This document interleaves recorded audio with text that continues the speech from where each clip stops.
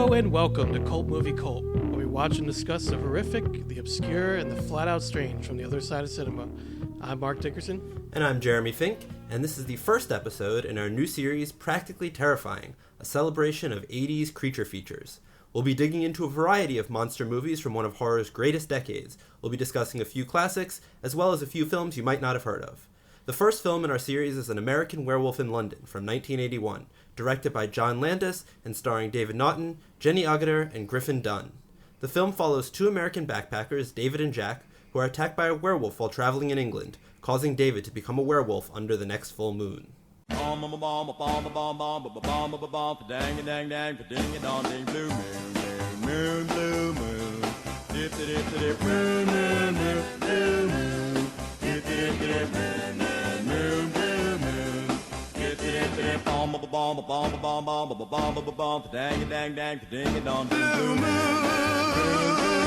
saw me standing alone without a dream in my heart. All right, so first of all, Jeremy, I did want to say welcome back, as has been a while since we've last recorded. Indeed it has. And this is a good one to come back with, one I'm very excited, a series I'm very excited about. Mm-hmm. I've always been very enthusiastic about practical effects in horror movies and, just in general. It's something, that I just always enjoyed and been passionate about. And with modern special effects, with a lot of CGI and computerized digital effects, they just don't have the same feel to them, I guess, is one way to put it. Maybe because practical effects such as animatronics or makeup or costumes, things like that, maybe because they take up real-world space and maybe our brains recognize that. I'm not sure. But I think there is something to that, to that effect that happens when you watch a practical effect as opposed to a digital effect. It just has a different feel to it. And even if there is some jankiness or the imperfections of it, I think that all just adds to it, really. Or at the very least, I think a blending of the two, like of practical effects and CGI can be effective, such as in films like Jurassic Park or Independence Day. In the 90s, there was a time where practical effects were still being used, but they were starting to evolve and digital effects were becoming more advanced, and so they were sort of blending the two. And I thought that worked pretty well in a lot of movies. Like for instance, I mentioned Independence Day, and they actually used miniatures for a lot of the large scale destruction shots in that movie, which is kind of funny to think about now that they were still using miniatures at that point. Yeah. Which was, I think that was 1996 that came out. But obviously, they were marrying that with all this digital footage and all of that. Yeah, augmenting. So, so what are your thoughts just on, I guess, on modern versus more traditional special effects? Yeah, I think it's just, it all comes down to the particular film and what that film is going for. I think, in a film like An American Werewolf in London, which is funny, but also scary, like it really serves it and kind of makes it kind of more gruesome.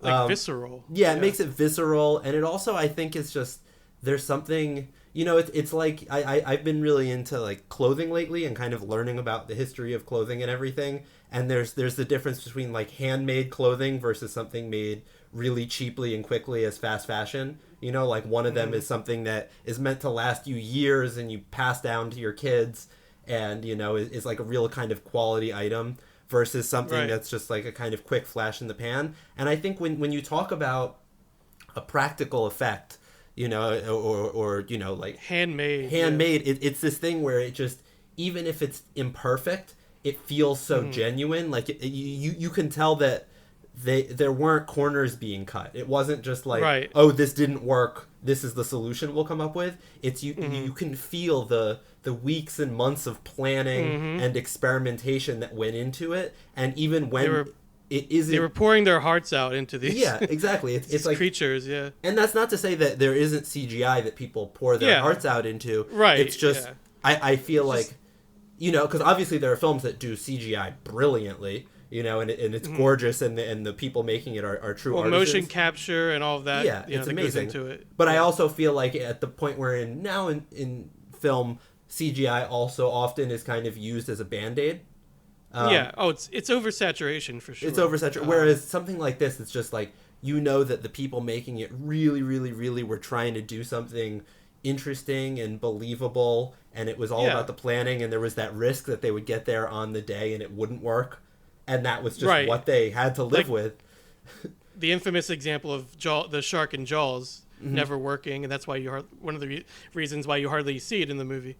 But you bring up a good point, like we were talking about just how there's so much CGI now, where I think people get kind of desensitized to it, and with practical effects it was more like, maybe people will see the seam in it, or they'll see the zipper or whatever, so we'll just show it really quickly. We'll get a glimpse of the creature, and then we'll cut to something else, and you don't really see that anymore because there's no need for it, essentially. But I thought that kind of added to the atmosphere and the overall feeling of unease, and horror that can come about because of that, because you only get a glimpse of the creature, or maybe you don't see it that much, or things like that. So there's not really much opportunity for that to happen anymore. You know what I mean? Well, and I think it's also just, I'm just, we'll jump in. Obviously, we have to get through the plot, but I'm just thinking, as we always say with this show, we advise you to watch the movie first, because full spoilers ahead. But in this one, the most famous scene, at least from a practical effects standpoint, is when he's kind of becoming the wolf. And the transformation scene. The thing that always gets me with that kind of stuff, and with I've done some practical effects stuff in my own filmmaking. Nothing close to this kind of complicated. But it's like something like this. It's not just the practical effects artist either. It's not just the prosthetic and that. It's how everything is working with it. The camera angle, where the camera is set up, like the cinematographer and the director have to be on board with the practical effects artist. The costumes have to be on board with the practical effects artist. The set, the way the set is designed, like everything has to really be kind of built around making this thing work, which I think just creates this feeling of intentionality. Like it's so specific, and it has to just be done in this one way, because if it's not shot exactly right, then you'll see the effect. If it's not lit exactly right, you'll see the effect. If the actor doesn't sell it just right, you'll see the effect. And so it's like it really becomes this whole team effort just to go into something like a fingernail growing out or something. It's such a complete thing. It really is, and we'll certainly talk about that scene, of course. Which we'll talk about a lot of different kinds of creature films during the series. Jeremy, I think you were right, and kind of, because I was bringing up these more well-known movies, and you were kind of steering it into the more like obscure, I guess, and which we try to talk about both on this show. So, but we were starting with American Werewolf in London, which came out in 1981, and while that's a much larger and more famous example of these types of films, I thought it made sense for us to talk about, because it's just an odd film. It's very odd. It's very unique, mostly due to the mix of comedy and just straight horror that is in the film. Like, it really doesn't pull any punches, especially when it comes to the horror. And the comedy in it is very dark. And I enjoy dark humor, so I guess maybe that's why I gravitate towards this movie. And I do like the effects a lot in it as well. So with this film, we have a couple of very large figures in film and cinema in general. One of them being the writer-director John Landis, who's written and directed many films, many cult films. I guess Blues Brothers may be the biggest example of that. And he had directed that right before this film. And we also have Rick Baker, who is the special effects wizard, as I used to call him back then, behind this film. He was the one who created the effects, that created the wolf for the movie. And he's the one who brought about that transformation scene we're going to talk about later. And he's done a lot in the industry. We're going to talk about him towards the end. And so to start off, I just want to mention that, so it's called An American Werewolf in London, and the reason why John Landis apparently chose London as a setting was because, this is a direct quote from him, he said, "London was horror central. Of course, home of Jack the Ripper, Jekyll and Hyde. So I wanted all that Victorian Gothic, but I also wanted to show the real London of 1981. So that was sort of his reasoning for setting it there. Also, there was a pretty nice tax incentive apparently for filming in London. So that also had something to do with it. But like he said, it is home to a lot of sort of Gothic horror, and he was obviously influenced by a lot of classic horror films for this, like maybe like the Universal horror films and things like that. So as the film begins, we see these two young Americans who are backpacking through England countryside. I believe it's Wales. I think it was shot in Wales.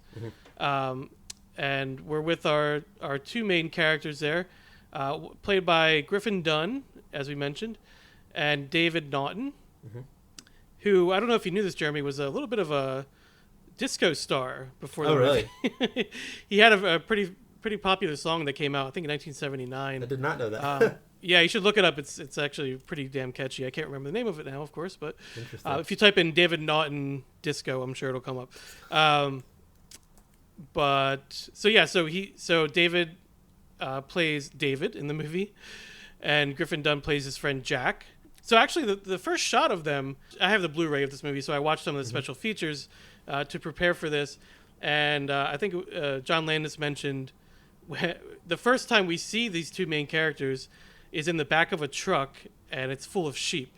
So it's sort of like, I didn't even like think of this. I didn't catch that before, really, but it's kind of like symbolism. He said, like they're dead already. They're dead from the beginning. Which is kind of interesting. So again, spoilers here if you haven't seen the movie, but and again, we said this movie's pretty dark. So with these two characters stumble upon this pub kind of out in the middle of nowhere in Wales. It's called the Slaughtered Lamb. I guess it's not very, pushing it. Well, it's also funny because it's like the I don't know. I mean, I'm just thinking now that you're saying that it's like I'm thinking because it's like they're wearing these like puffy coats too, which might be like I don't know. They're kind of reminiscent of wool, and it just makes me think of the expression "a wolf in sheep's clothing." Like they're riding in the back. That's a very nice little visual gag that I didn't actually catch. Or lambs to the slaughter. So this pub is sort of, it has like an eeriness to it, and all the locals are there, and these two Americans stumble in, and everyone kind of there's that scene, and it's almost like an old Western where like everything stops, and they all kind of turn and look at them and stare at them. And so, basically, there's something odd going on in this town. There's this what is it? A pentagon or just like a star on the wall? Like I don't know if it's I think it's like just a 5-pointed star. 5-pointed star on the wall. I think that's what they say. So basically, the locals tell them to leave, to stay on the road, keep clear of the moors. And so they do eventually leave, and they start to wander and wonder where they're even going to go next. And then they hear this howling in the background. And now this part's interesting, Jeremy, because you don't actually see anything, I don't think. The camera sort of goes around them as they're saying it's circling us, and you kind of maybe get a couple POV shots from the creature, but really you don't see anything in terms of the monster. And then so they're out in this misty field, and the friend Jack is killed in this scene by the unseen creature that we assume is a werewolf.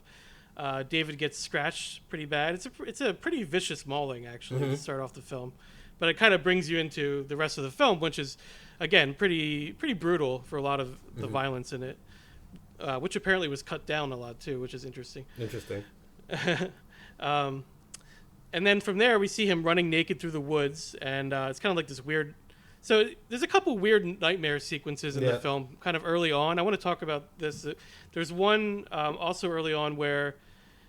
So I guess, how do we describe these? Machine gun Nazi werewolves? Monsters? They're more monsters. They weren't really werewolves. That was the one I kind of couldn't figure out. It's a wacky scene. Like the others kind of made sense. Like he's like running through the woods, and it's kind of like he's getting the wolf urge. But then that one is just he's it's running a heck naked of a through scene, the woods. But, it really is. It's like it's almost from like another movie or something. But, I've seen them described as werewolves. So, I agree, Jeremy. They look more like just generic monsters to me, but they are dressed in like Nazi uniforms, and they come in to. So David's like in his house with his family, and it's just this nice idyllic kind of comfy home scene, and then all of a sudden it's like these Nazi monsters show up and like just annihilate the family. Like I think they're using like Uzis or machine guns or something, and then they slit David's throat to end it. Yeah, it's really brutal. And it stands out. It's definitely unique. I don't know. I feel like that was just some weird John Landis kind of leftover. I don't know if it was like maybe a nightmare that he had, or I mean maybe like the era he grew up in. Maybe there was still like a lot of Nazi imagery and things like that.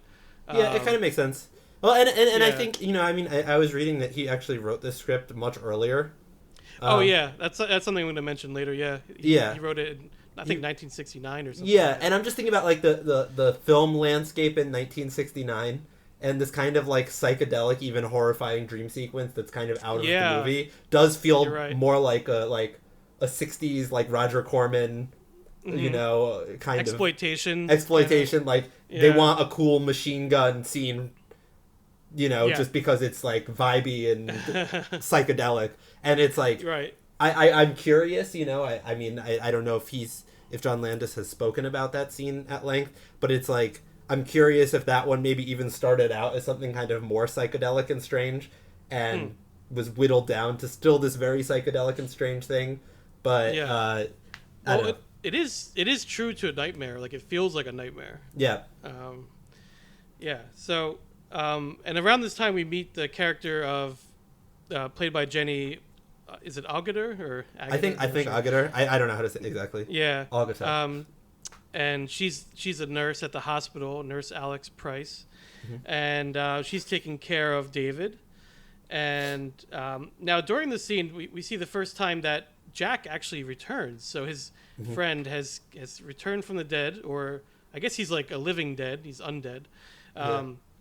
And he's there's a lot of makeup effects done to him where he looks like he's starting to decay. I mean, eventually we'll see what happens to him with the full decay going on. But it's just like his dead friend is back. So I guess you kind of have to call him like a ghost in a sense. Like if you think because not everyone can see him. No one else can see him. Right, no one else can see him. Exactly. Which is one thing that's kind of interesting about this movie. Why we're releasing this episode in the month of October, at least that's our plan. And it's like I think what's cool with this movie as a horror film is it's like a couple different kinds of horror films.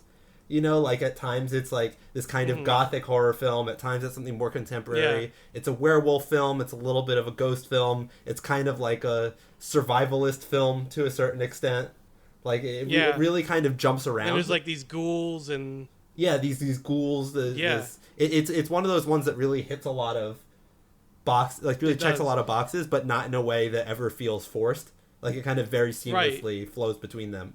Yeah, it really does. I mean, this film really kicked off Halloween for me when I watched it. Same. It kicked off the Halloween season for sure. I was like, we're here now. We're here. Yeah, exactly. For sure. So his murdered friend returns to talk to him, and it's pretty gruesome makeup too. Yeah, it's it's like a little, like his skin has a little dangling piece of flesh to it, which actually I think Landis commented, either Landis or Rick Baker commented that during that scene a lot of the audience members just were mesmerized by the little dangling flesh, a little piece of flesh, and they weren't even like paying attention to what was going on in the scene. It's pretty gruesome. And his friend Jack warns David that he's going to now turn into a werewolf, and he tells him to kill himself. And this is something that comes up a lot, like especially later. And now, when I say dark comedy, it is very dark. Yeah. And not for everyone. I totally understand that. I think it's at least entertaining that they're later on, like all these different dead people are having conversations about how the best way to kill yourself and all these things. So it's pretty out there. So let's just get to the kind of the crux of the movie, sort of not the climax, but the scene that everyone talks about with this film, which is the transformation scene. Might as well talk about that now. So it's it's probably one of the most famous, if not the most famous, werewolf transformation scenes ever. And Landis wanted to do one that hadn't been seen before, so he wanted the audience to see as much as you could with the limited practical effects that were being used, and he wanted it to be painful, which I think he achieved that. it feels painful. This transformation. I've also seen it compared to, and actually he mentioned this himself, to puberty, and interesting. Specifically, he compared it to a painful erection. That's pretty apt, actually. That I think that like it kind of feels like it's like it has that. Yeah, like this, like your body is not cooperating in ways that it previously has. It's like a foreign thing that's happening. It's unknown to him. And it's like, and the way his skin and the hand and his face, they all deform and extend, and the skin's extending, and so apparently that was foam latex plasticized, and eventually all of the latex that they used for this scene eventually disintegrated because it became so malformed from the scene. But by that point, they had gotten the shot, so it didn't matter. And also the music during the scene I wanted to mention is Blue Moon, Blue which Moon, we hear. I think we hear it 3 times throughout the film. Yeah. First in the opening credits, then this scene, and then again at the credits. End. Yeah. But I thought the music was pretty effective during the scene. What do you think? Kind of give it like an eerie, even more eerie vibe to it. Yeah. Well, I think that it was such a perfect choice because it's like they could have easily just done kind of traditional horror movie music, like suspense. Yeah. But I feel like the fact that it's just Blue Moon playing in the background kind of gives it... And it's diegetic, too, I think. I mean, it's implied that he's listening to it. And I think it just gives it this kind of organic feeling. Like, it's very matter of fact, which I think a lot of this movie, one of the things that I like about it, so it's very matter of fact. That's a good way to describe it, yeah. Which I think, like, for me, I mean... I keep coming back to that because I enjoy horror comedies, but it's not my favorite because I feel like a lot of horror comedies kind of are trying really hard to be kind of big and funny and shocking, and sometimes at their own expense. And I think this one is just so effortlessly funny and scary, and it's and I think a lot of that comes from the fact that it doesn't ever draw attention to what it's doing. It's like the characters are just existing in this situation and reacting in ways that to those people feel realistic. I also think that with this movie, when we say matter of fact, I think that it wouldn't have worked as well had it been in the United States, if it because Americans react differently to things, and they all would have been kind of freaking out on the same level that David was freaking out. But the fact that this was set in London, there were so many great, very like practical British reactions to things, where it's like, what's this now? Like, our friend isn't here, let's just go investigate, and not like, I'm concerned our friend isn't here. It's just like, let's go take a look and see what happens, let's not lose our heads, and I feel like that's so much of what makes it funny, is that all these crazy things are happening and all these people are so low-key and practical about it. Practical, no pun intended with what we're talking about, but like it's like, I don't know, it just gives it this really dry humor that is like so sharp and witty, but never trying to be. It just is very naturally. I've always loved British comedies, so maybe that's another reason I gravitate towards this one. And also just it gives that out of towner, that fish out of water, foreigner feel to it as well, which he's already going through that, and then he's also becoming a werewolf. So it's it does almost have like a, I don't know why this film has, maybe because the main character is so young and they're backpacking and all that, but it does have that coming of age feel to it. Yeah, absolutely. And the comparison to puberty and all of that as well in the scene kind of works for that. So very famous scene there, and rightfully so. I mean, again, you feel the pain of the character, you feel the effects that are taking place on him, and from there he's become a werewolf. He goes out on the hunt, and he terrorizes London pretty much. And we get this really great scene, Jeremy, which I want to talk about because I think it's my favorite scene in the movie. Actually, it's the subway scene, or the underground, as they call it in London. The tube, yes. So we have this, it's just great tracking shots. It actually reminds me of Kubrick a little bit. That's what was coming to mind for me too. It was Shining, because it's like all like white and sort of like constricted space, and so we just follow this random Londoner who's coming home from work or something, and he steps off the subway there, and he starts to get followed by something, and we assume is a werewolf. but we don't really, again, we don't actually see, we see some shots from the perspective of the werewolf, but we don't really see the werewolf until, so the character runs down, these tunnels, and we get these really cool tracking shots, and then he goes up onto an escalator, and he falls down, and he's sort of like, again, I don't know why he's not running away, but it just makes for a really cool, like, horror scene where he's on the escalator going up, and he's just watching this werewolf step into the frame. It's shot from very far away, sort of like a bird's eye view. You just see a hint of it. Yeah, you just see him like come, like in the corner of the screen. You see the werewolf enter there, and I always love that shot. It just gives me the creeps. It's just something about it. Just really well done. And again, that sort of comes from we're not seeing that much of the creature. We're not seeing that many shots of it. But just that one shot. When we do see it, it's really there. Yeah. It's like it's really in the space. There. Yeah.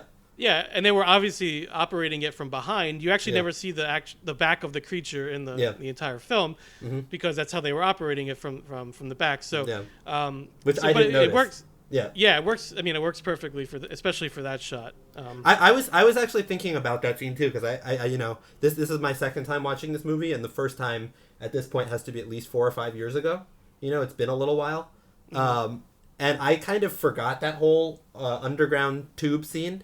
And I was thinking about it because, like, I don't know, in my mind, I remembered this movie, and I thought that it came out more like the mid-'80s. For some reason, 1984 was the date in my mind. And I was very surprised to learn that it was 1981, because I'm looking right here, and I can't confirm this date, but it says online that the release date was August 21st of 1981, which means that the film was probably shot at the very least in late 1980, perhaps earlier. And I'm looking, The Shining came out in May of 1980. So it's possible that The Shining was already out, but it's also possible that it wasn't. Which is a pretty crazy thing to think about, because the Steadicam was still very new, and people weren't really using it to that extent. Which is just a pretty because they really, some of those tracking shots are unbelievable, and especially at a time where that kind of wasn't the way you would use that technology. I guess it's possible that John Landis or his cinematographer Robert Painter saw The Shining and pulled from that. But even so, it's like the technical prowess to pull off a shot like that at a time when it was still a pretty new technology that filmmakers were still figuring out is something I never even really thought of with this movie. Yeah. It feels very 70s horror in that scene. It almost feels like its own short film or something, that part. Like you can sense that Landis was being playful with the techniques and trying different things and stuff like that. I think that's why I like that scene so much. It's just a great looking sequence. So from there, David wakes up naked in a zoo. He's in a cage with a bunch of wolves. Which there's an amazing cut there from the escalators. The escalator scene is about to end, and the monster's about to attack the guy on the escalator, and then we just cut to a lion roaring. And it's like perfectly framed where that would have been the shot of the werewolf. Yeah, there is some good editing, some good cuts in this film, for sure. Yeah, it's an excellent cut. Yeah. And there's a great line in this part too when he's so naked. So David wakes up naked in the zoo, and he wants to borrow these balloons from a kid to cover himself so he can leave, and the kid just goes to his parents and says, "A naked American man stole my balloons." So, I don't know, something funny about that. But apparently the zoo, when they filmed the scene, was open at the time, or at least by the time they were done filming the scene, because the actor David Naughton was like, "Where are all these? Oh, I can't believe you got all these extras to come out or whatever." And they were like, "These are the the guests. These are the visitors to the zoo." So apparently he was naked running around the zoo, and there was like all these actual people there, which is kind of funny. Just another animal in the zoo. Yeah. But that's a fun little scene. So again, like this mix of comedy and horror. You get this very horrific sequence right before that, and then you get this comedy. I think we should talk about the humor of the movie, because we have this violence and this viciousness, and then we have scenes like this where he's like covering himself with balloons and he's naked in the zoo. So how did you feel about the strange mix of horror and humor in the film. Did it work for you? I mean, how do you feel about it? Yeah, I thought it worked really well. Like I was saying before, like horror comedies can be kind of hit or miss for me, but this one it just felt like the horror and the comedy was intertwined kind of flawlessly. I don't know. It really they played off each other. It goes full force too with whatever one it's centered on in the scene. It seems like they go all the way with it, which I appreciated. Yeah. Yeah, but it goes back to there weren't really any. I mean, I know that there are like funny lines, but it never feels like they're kind of winking at the audience, you know, and showing, look how funny we are. Like even the the naked man with the balloon thing, like the way the kid, which props to that little actor who now is probably in his 50s, but like props to that little kid, because the way he delivered that line, he wasn't like sobbing or over the top. He just very matter of factly kind of told his mother like what had happened. British humor, It's like which I don't know if that was just good casting or if that was John Landis's direction and vision, but across the board I felt like I think it's that English sensibility that you talked about. Yeah. It just comes across like that, which makes it funnier in my opinion. So also like the humor balances the film out a little bit because the violence is so vicious. Yeah, and the horror is so full on when it happens that to me the humor, if you didn't have the humor there, it would just be a brutal what would this movie even film. Yeah. What would it even be like? Well, I think it's kind of like making like making like guacamole or something. Like you need a little bit of the citrus and you need a little bit of the salt, and without the other, it's just going to be overwhelming in one direction or the other. But because they balance it and don't hammer one home too directly, it just feels very balanced and complete. Mm-hmm. And at the same time, it gives it that off-kilter vibe that makes it feel like a cult movie, pretty much. Well, and the concept is absurd. Like if you think about it, it's especially. I mean, now we've seen so many werewolf films and so many, but back then it was like you weren't seeing werewolf films all the time. It wasn't oversaturated, and I think when we look at films with absurdist concepts that succeed, I think it's a lot of the time that they just kind of let the concept be what it is, and they're not drawing attention and saying like, look how wild and wacky we are. It's like it just goes back to which is what it always is for actors and directors and writers, is like it's that thing of the characters aren't, it's not absurd and funny to the characters, it just is what it is to the characters, and they're having their honest reactions. And I think that John Landis really leaned into that. It's like just letting the characters exist in the world that he created with the situation he created. Well, it's interesting. Do you think Landis was going for a classic horror movie monster, like Universal? To a certain extent. I mean, it's definitely there. Like you look at because he calls this film a throwback when he talks about it, which it definitely is, and I think that's part of the reason why it's such an enduring Halloween classic. Is like it has the feeling of a Universal monster movie, but he just he. I mean, there's even a thing where I think they're talking at one point. I don't remember which movie it is, but I think they're talking about like a 50s werewolf movie. Oh yeah. Or maybe even 30s or 40s. I'm not sure. It might even be the original they're talking about. Yeah. It might be, but I think they do mention it. They're kind of referencing it, which has this little bit of nostalgia factor, but it's also like it's kind of grounding it in that world. Like this is what we're looking at, because it really is about the monster. But I think the difference is in the past it might be like, the monster's this big horrifying thing, and it's all about the devastation it's doing to everybody else. But in this one, I think what makes it kind of so human is it's really, the movie is more about how this guy feels, how he feels being in it. Then it's from his perspective. The devastation, like there's obviously the devastation he's causing, but it's also the guilt. It's the problems it brings into his romantic relationship, his friendships. It's very human, because I think that's how people function. They're not always just worried about the macro. They're much more focused on the personal.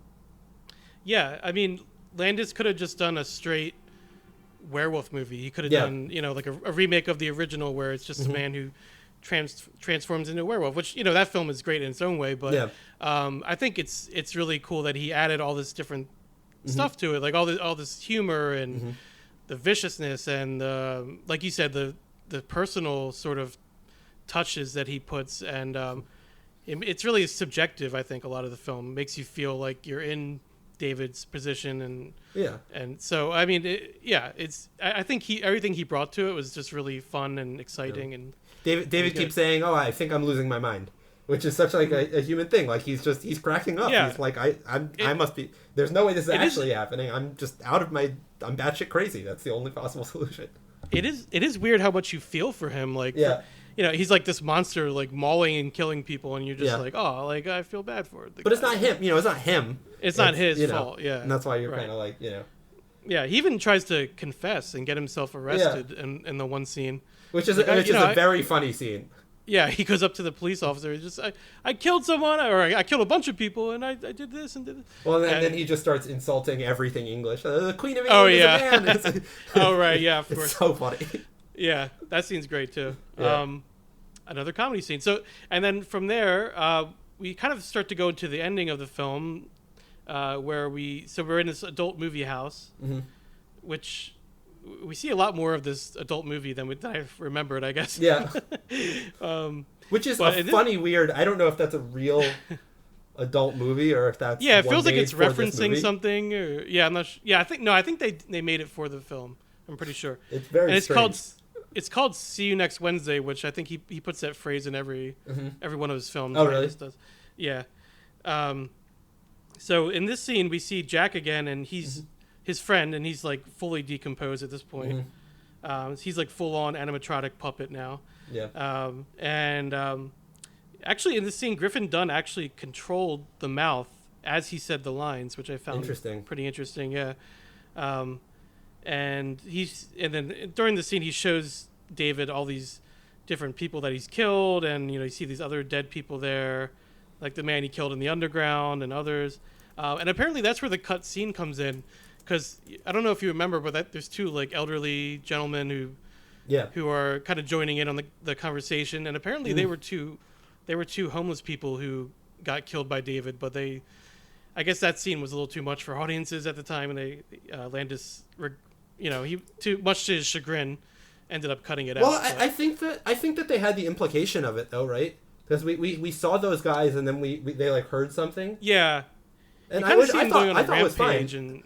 I didn't think we needed to see it. I thought it was just it showed the devastation of what he was doing nicely, and then but we didn't need to. It was we left it to the imagination, because that's going to be way more gruesome than any of the other scenes where it's in like it's dark and it's all these people kind of off on their own, like seeing a group of guys get killed who are like sitting out around a a fire, like that's going to be a brutal scene. Yeah, that's exactly. Yeah, I think we got enough of those kind of scenes in the movie, so it was probably a good call in the end.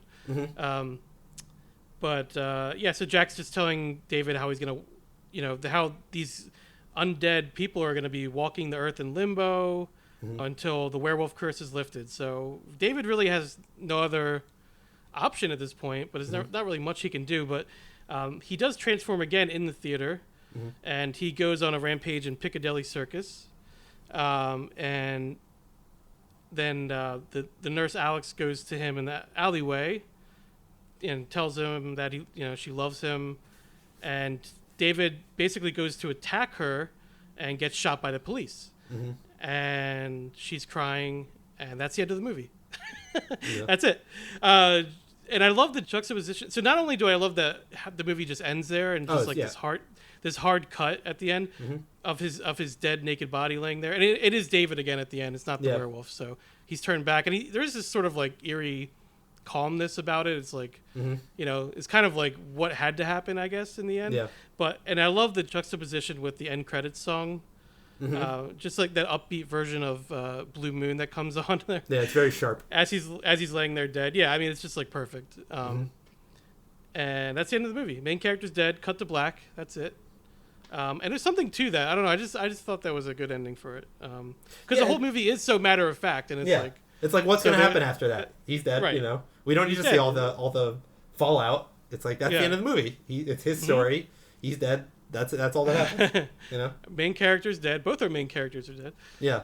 Well, I don't know if you call Jack a main character. He does come back a lot, though. I would call him a main character. Yeah. I would say that the main three characters are Jack, David, and the nurse Alex. The nurse Alex. Yeah. Yeah. So that's the film. I mean, it's a hell of a movie. It's a lot of fun. It's also very horrific. That's why it's perfect for this time of year. And just to kind of go behind the scenes a little bit. So as we mentioned, Jeremy, Landis did write the script in 1969. So he wrote the script way before it actually got made. But so the reason for that was that he kind of had to prove himself, I guess, first. And also when people read the script, they kept giving him the same note, which was, this is too funny to be scary and too scary to be funny. Yeah. Which is kind of what we talked about a lot. But for us, it works. And I think eventually, once Landis proved himself, by making, what did he make? So he made Schlock, which is sort of like a very independent horror sort of feature film that he made. He also made Kentucky Fried Movie, and obviously National Lampoon, Animal House, I'm sorry. Yeah, which was a huge hit. That's a huge hit. Animal House and Blues Brothers were just massive. And then Blues Brothers. So, yeah, I mean, at that point, they were probably like, whatever you want to make, Yeah. This was his blank check movie. Exactly. It was like, or maybe not blank check, but you're like, go have fun and see what happens. Yeah. You were in this one. Yeah. No, yeah, that's what it was. He cashed it in. He's like, all right, I'm going to finally make this film that I want to make. This film was actually shot in sequence, which is always interesting. Interesting. When you learn that about a movie. Yeah. Kind of makes sense for this one, though. It feels like a progression throughout the entire thing. This is also Landis's personal favorite film of his own. Interesting. So I'm kind of not surprised. It feels like the kind of perfect, shining example of what he's capable of as a writer and director. Yeah. It must have been one that he had. Well, he must have had a lot of fun on Blues Brothers with all the car chases, or that might have been hell, I guess, to film. I'm not sure. Who knows? But I just mean in terms of like the kind of because we saw like he did the Michael Jackson Thriller music video. Right. Yeah, I was going to mention that too. And it's like and so it's like he clearly has this kind of darker side that he's interested in aesthetically and ideologically, but he's also so good with visual comedy. That like the kind we saw in Blues Brothers or Animal House, and it's like this feels kind of just like that real blend of those two things in the perfectly balanced way. Yeah, when he was approving the high definition transfer of the film back when it was being released on DVD in the mid 2000s, he was actually taken aback by how gory the film was. Yeah. So I guess he had forgotten some of that when he went to watch it again. But Michael Jackson, like you mentioned, he was so bowled over by the effects in this movie that he hired Landis to direct, and then it was Rick Baker who did the effects for Thriller. So, I mean, that's an iconic piece of film or music video there that came about from this, pretty much. I mean, I can't honestly. I mean, because I don't think we're ever going to be talking about Thriller on this show, probably not, as its own thing. So just to take a minute, like the influence of that music video and what like they created with that cannot be understated. Like if you think about what was happening music video wise before that, it was like a lot of performance, a lot of performance videos, maybe starting to get into a little bit of like, you'd see something kind of like its own little story, but it mostly kind of came back to performance.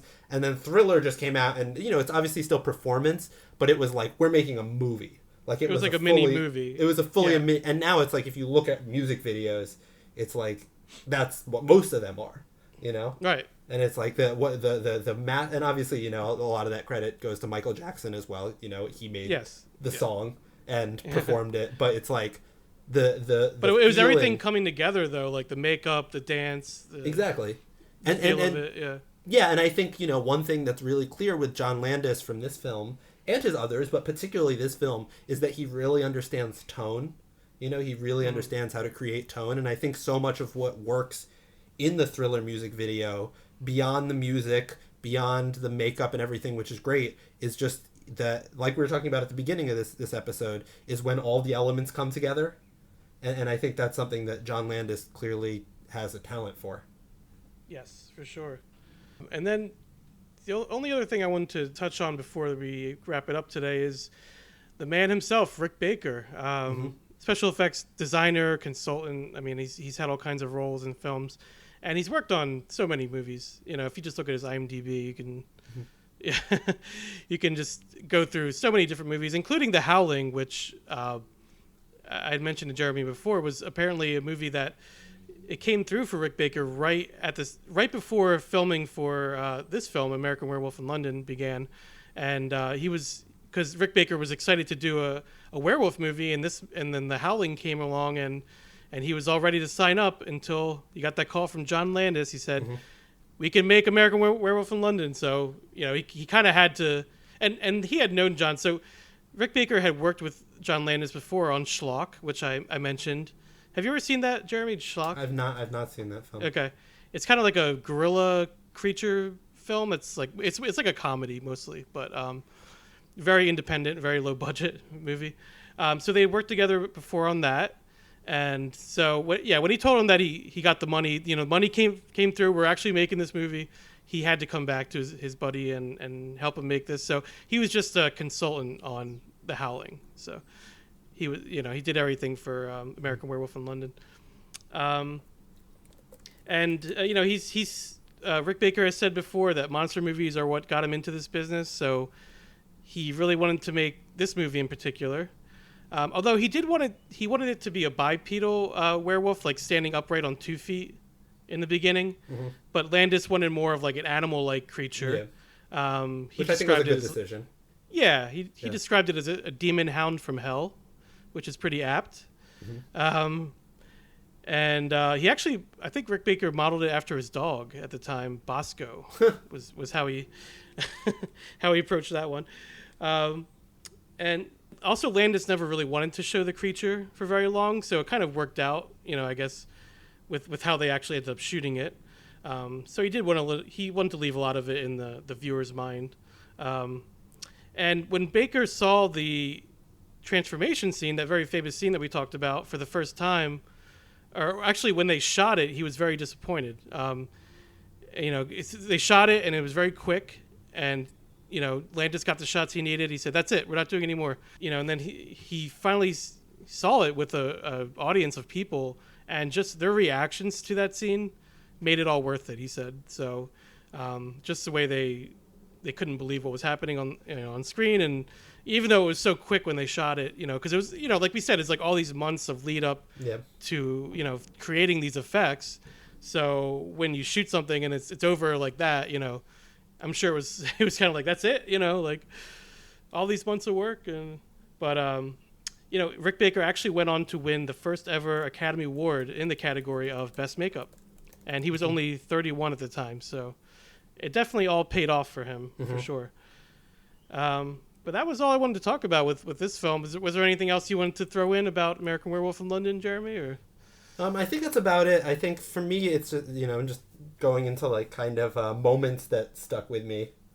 I think that for some reason the one I always think of when I go to this movie is that movie theater scene where it's just these dead people, particularly particularly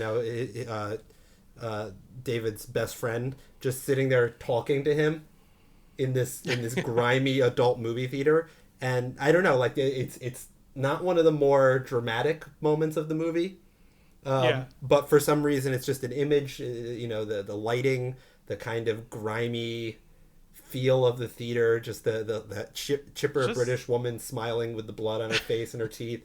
I don't know, that scene's always just really stuck with me, and rewatching it. Just the fact that scene exists and is actually in a movie is really something. It's just kind of like the peak to me of what like good horror comedy can be, because it's so unsettling and bizarre and weird, but so hysterically funny at the same time, and it kind of carries both at the same time, and it just creates something totally unforgettable. And to me, really, I mean, people have copied that kind of thing since, but I would imagine at the time no one had really ever seen a scene like that. It just feels so, even to this day, it still feels very fresh. I mean, would you call this movie influential for its time, or even for now? Like, I mean, I don't see how we could. It's like, I'm just trying to think of like horror comedies pre-American Werewolf in London. Like off the top of my, like there were definitely some. Like there's definitely some in like the exploitation space, but like I think it was kind of more like they were blending the horror and comedy just to be shocking, you know? Where, Yeah, I mean, maybe not. You know. Well, he blended you mentioned exploitation. I think that's the core of it. It's like he blended that sort of exploitation sensibility with this more artistic, more classic feel, which is really something when you think about it. Like he really set out to tell like a good character story that was also shocking and scary and hilarious. Yes. Which, you know, I mean, we look at you think about the kind of, the term that for the long time got thrown around that is no longer in vogue is the kind of elevated horror films, like, you know, the Hereditaries and the Witch and films like that. And it's like they kind of took the horror genre and said, we're really going to tell these character stories. And it's like, I feel like John Landis with this movie kind of took the exploitation horror genre and said, I'm going to tell a good character story. Yes, yeah.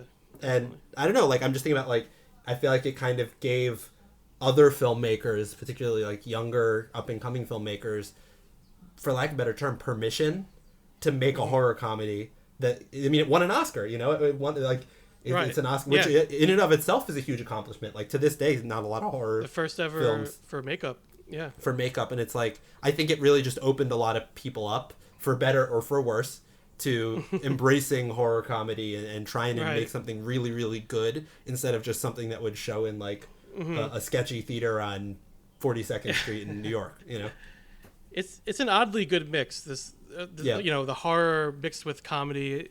Again, it could be done in not such a great way. I mean, it could very easily fall flat, but in this instance, I think it really worked. I mean, obviously in the 80s we saw plenty of slashers and other films that tried to do horror comedy and were not nearly as successful in how they blended them. Yeah. But, you know, that's part of the evolution of the genre. And, you know, I think when something new and exciting happens in movies, inevitably there will always be a group of films that follow that are maybe either copying that thing or maybe were already in development beforehand. And then all of a sudden people were open to making. But, you know, sometimes they're good, sometimes they're not, but that's how we learn about what works and what doesn't work, and it's what pushes the medium forward. So I don't know, I think this movie was like definitely a landmark film for the horror genre. Oh yeah, I think Landis and Baker influenced a lot. I think just that collaboration there too. So yeah, because this was very early on for both their careers. Rick Baker's as well, again, which he went on to do so many different films. So, you know, this was just the beginning for him, but it's a hell of a beginning, and he did great work on this, as did Landis. And I'm glad he finally got to make his movie, his weird off-kilter horror comedy movie that he wanted to make. And that'll do it for today's episode on American Werewolf in London. Thanks for listening. You can find us on the usual social media. If you have any cult films you'd like to hear us discuss on the show, or if you'd like to officially join the cult and be a guest on the show, please feel free to reach out to us at cultmoviecult@gmail.com. This has been Cult Movie Cult, and until next time, so long from the other side.